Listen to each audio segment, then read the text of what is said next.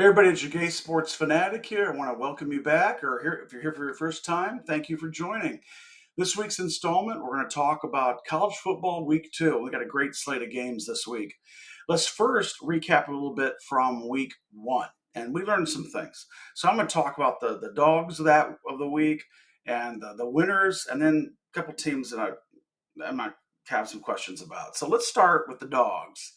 No bigger dog coming out of the last week at this point of college football than Florida State. Man, their execution, they're terrible.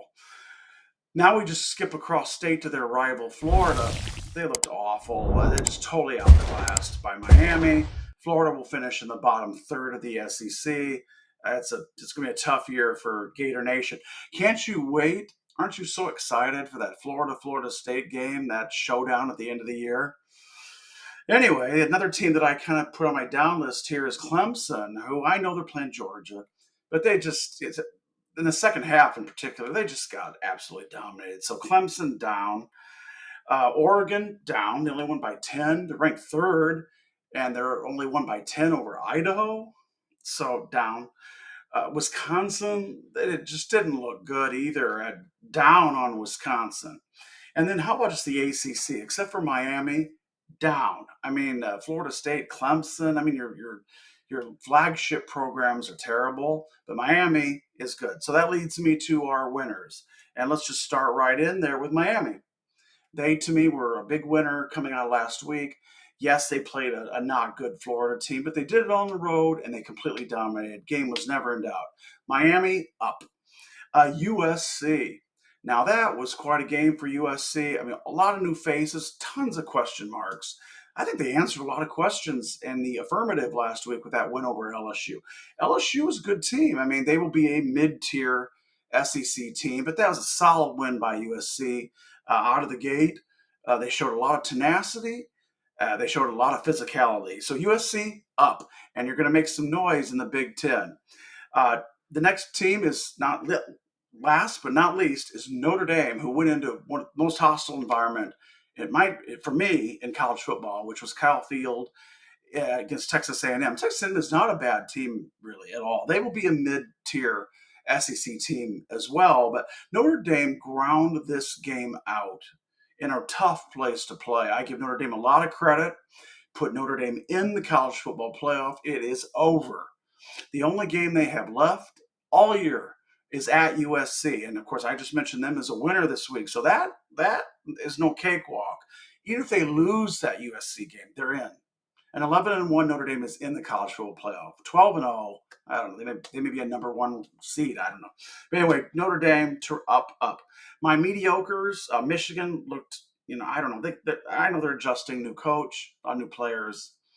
And of course, and also Colorado. I wasn't impressed by that win at all. So, there's a lot of sizzle with Colorado, but I want to start seeing some steak.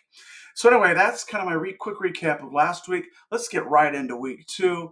I've got some games I've picked out. Some of them you might be surprised I picked out, but I'm going to start with a game that I really could care less about, but it caught my eye. Friday night, in Evanston, Illinois, Duke is at Northwestern, and Duke is getting 2.5 points. I think Duke will win this game outright, just flat out win it. So obviously, if you're a betting person, take the points. I think that's Duke wins, certainly with the points they win. So that's Friday night.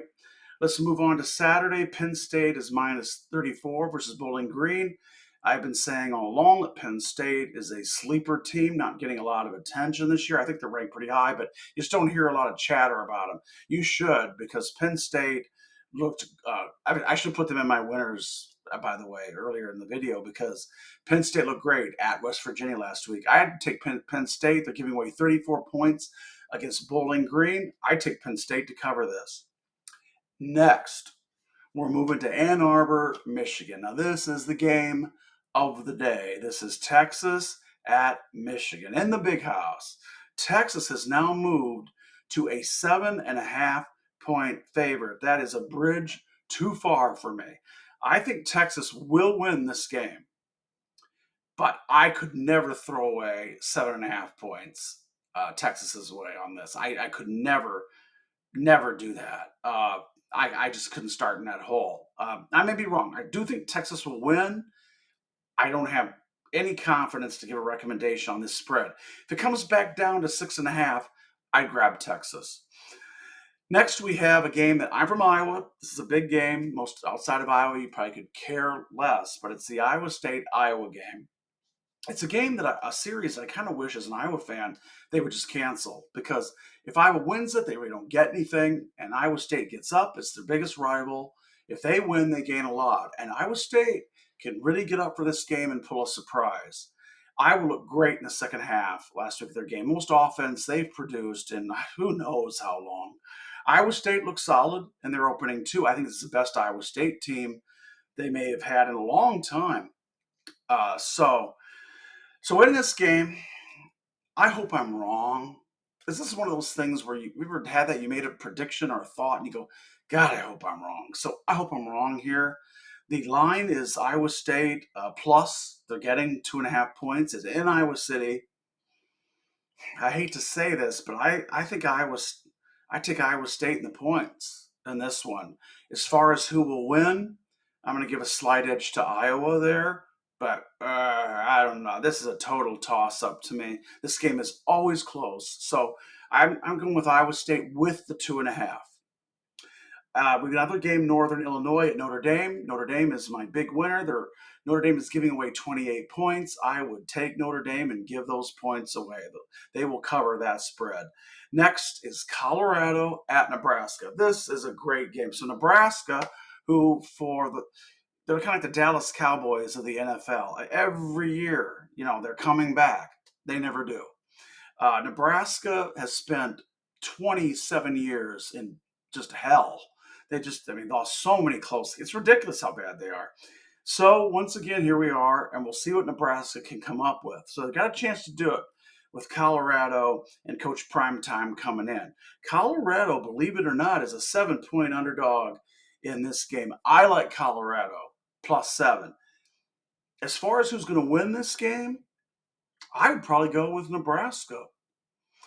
But on the spread, I'm going with Colorado plus 7. That's just too many points. I'll go with Colorado because this game I think will be very close. Next up for me is Tennessee.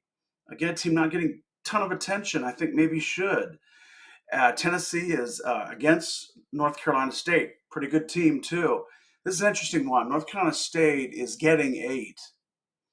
This is a tough call again. I'm going with Tennessee. I'm going that they've been a little bit disappointing every year since 1998.